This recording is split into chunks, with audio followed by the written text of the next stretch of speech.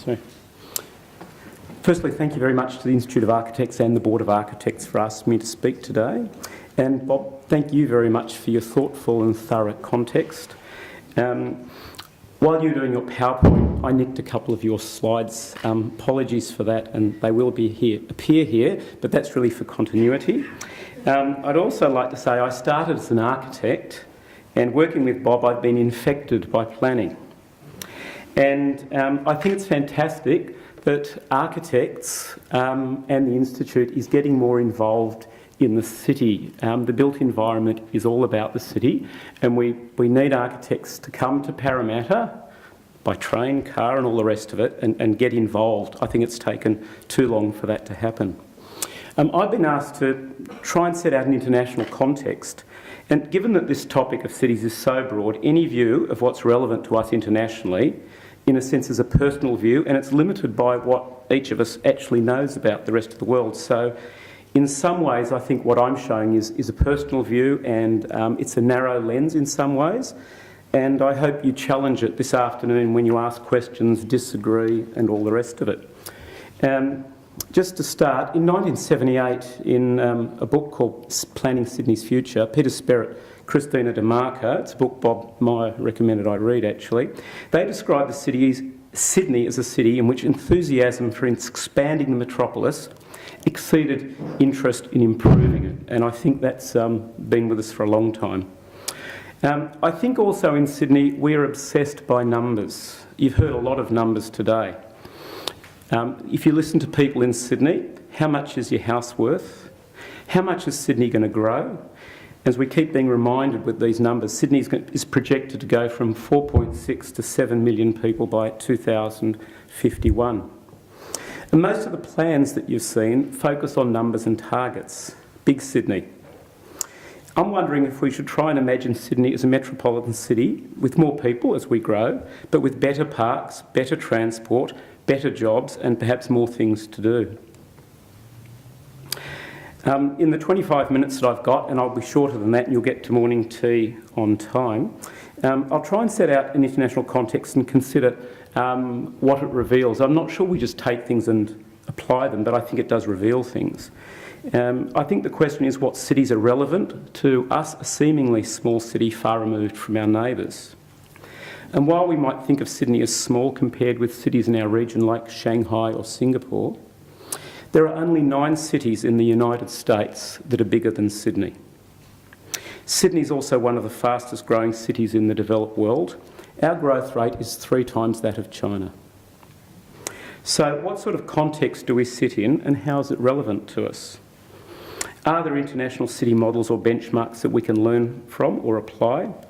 Bob Meyer's already described a number of them, and I think we have quite a history of adopting city models from other countries relatively literally, with varying degrees of success. Quite often we don't seem to quite get them right when we translate them. There are your slides, Bob. In Sydney, we adopted the Greenbelt city structure from the UK, as Bob said, and he took my joke about the Luftwaffe being the major renewal authority in London after the war. What was interesting was this plan was a containment model, developed for a city rebuilding after the Second World War.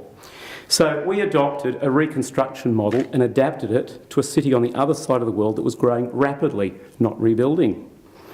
And we had a level of migration unparalleled in most of the developed world. Well, not surprisingly, we grew through much of the Greenbelt in less than 25 years. We then adopted the Scandinavian corridor plan based on radiating heavy rail routes that in essence we're still working to, and Bob made that point. But I think the other thing that's interesting, if you actually go back and read the Cumberland Plan, Dennis Winston's book, what happened was we developed centres because of jobs, and Paul Donegan mentioned that manufacturing was what we were doing. Manufacturing needed large sites. District centres, in a sense, were following the jobs. So the city was following the jobs, and I think that's a very important thing to remember. If we move away from all those planning diagrams and just look for a moment at what's actually there, the evidence, we get an interesting picture. This map's from the State of Australian Cities, and it shows where we actually live and at what densities. It's actually very similar to the regional outline plan because we hasn't built any more transport since that, except there's two things that are different. Firstly, the corridors drop off in intensity very quickly, whereas that diagram that Bob showed these corridors extending. And the housing followed that, but we've ended up with a jobs deficit of 200,000 and it's growing. So let's go back to numbers and diagrams that everybody likes so much. So if we look at the strong regional outline plan, I think it's become a numbers game, one that's increasingly obsessed by housing targets, which is really one, albeit important, element of a metropolitan city. If you look at the numbers for Greater Western Sydney on the bottom left-hand side, this is another Bob Meyer diagram. I'm not clever enough to know all these numbers. But if you have a look at it, Greater Western Sydney is going to accommodate 2/3 of the projected growth.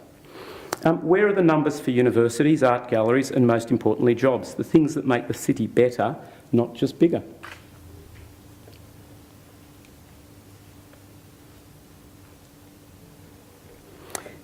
Our next obsession. Our obsession with numbers is exceeded only by our obsession with density. Instead of advocating a better city, we have pitched polarised battles in Sydney between the extremes of suburbia and tower towns that were alluded to by Tony Jones earlier. They're both models, each lacking in amenity, and also the latter is lacking in popular appeal. Is this what the rest of the world is doing? Let's look at one more plan before we go overseas, and it's based on what I think are far more important numbers. It's a plan that doesn't look anything like the previous planning diagrams you've seen today. It's a plan that maps incomes spatially across our city. Sydney, where we see the real divide, is not shown on any strategic planning diagrams, but it's the reality. Earlier this year, Professor John Tumani, who's from the Bartlett School of Planning, Sir Peter Paul's School of Planning, he argues that the egalitarian polycentric city that almost every speaker today has spoken about, which spreads amenities equitably, as Bob talked about, it's evolving into a mega city, an affluent, well-serviced core and an outer ring of struggling centres. It's a divergent and much less fair city.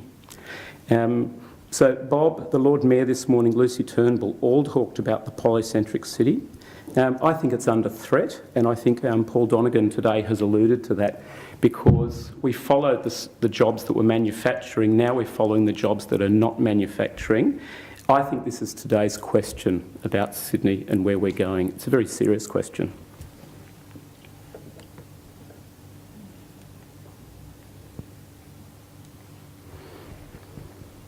So before we go to plans, we'll just go to a couple of books.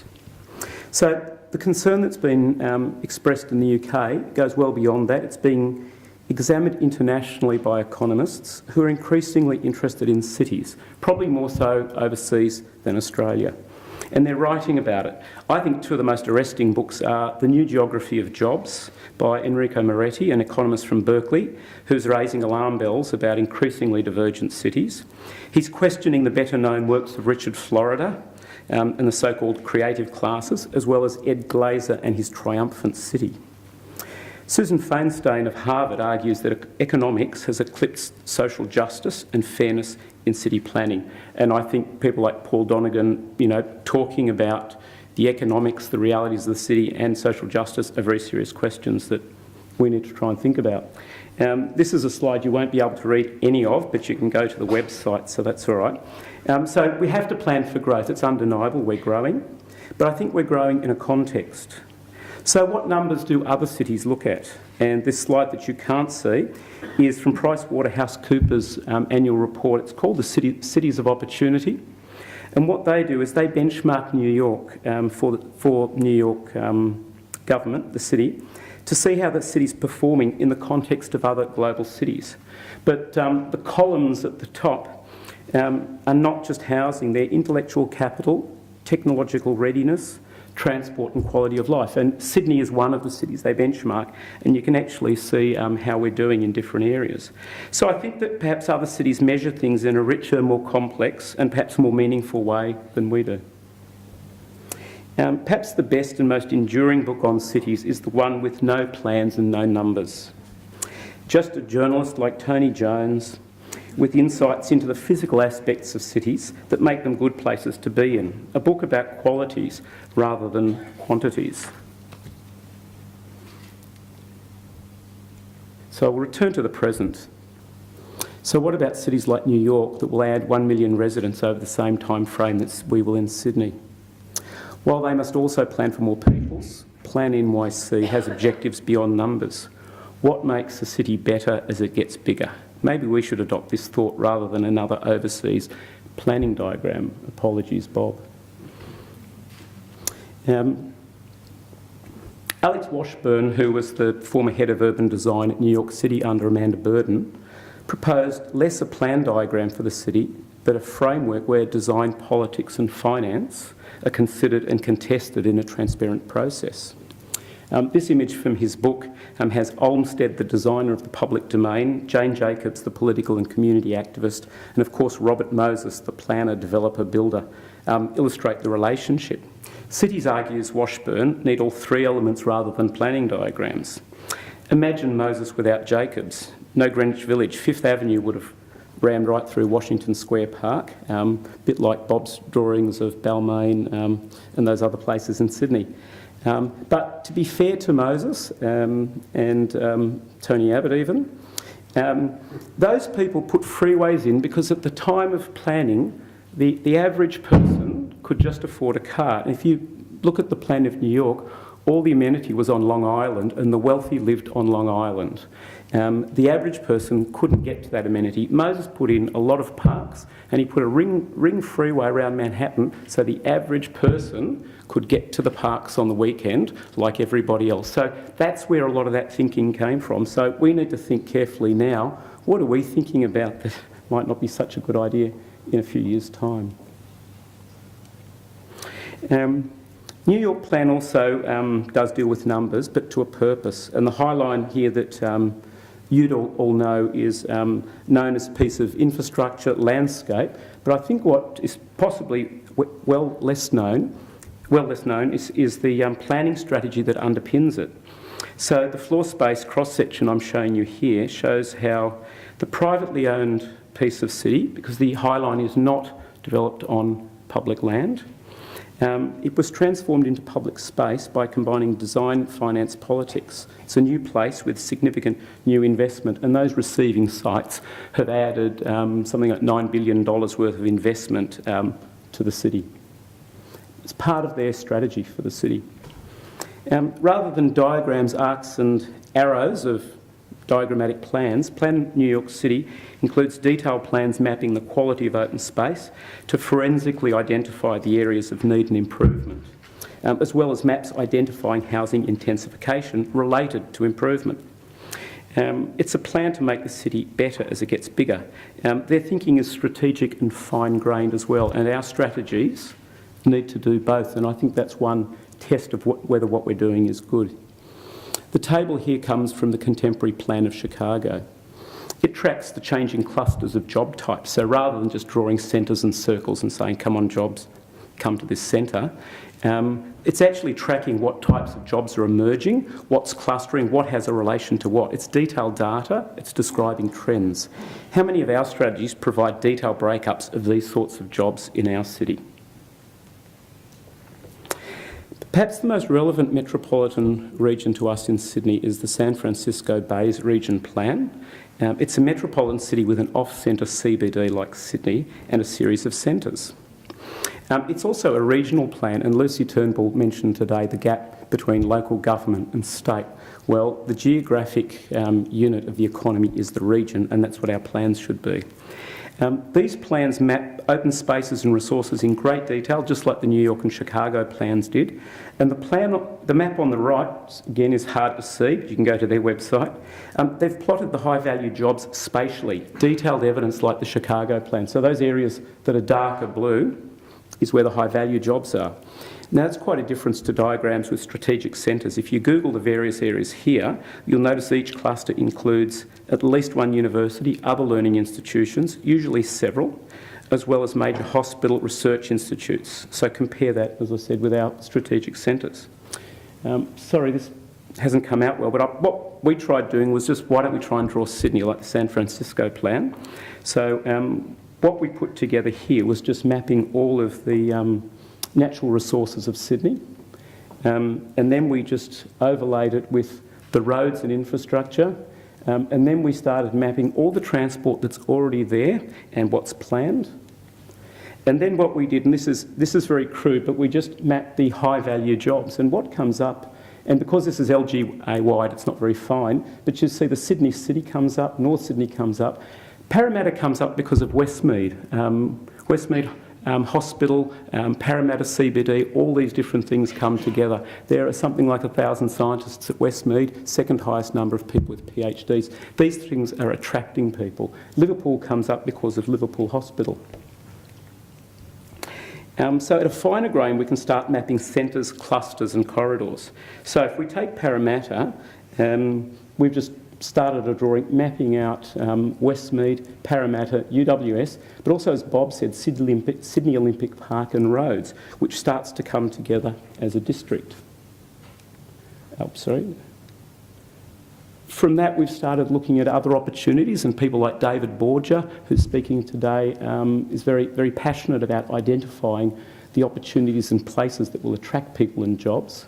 To that, we overlay the existing transport, and then what is planned to try and see what is the relationship of, if we really are following the jobs, what's the relationship between that and transport, so that together you start to get, I think, probably a slightly more complex mosaic of places rather than the more diagrammatic plan based on evidence.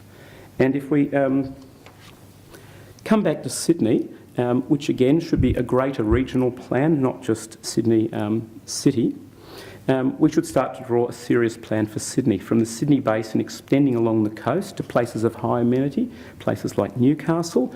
And as if you thought the train took longer from Parramatta to the city than years ago, it takes longer to get to Newcastle now than it did years ago.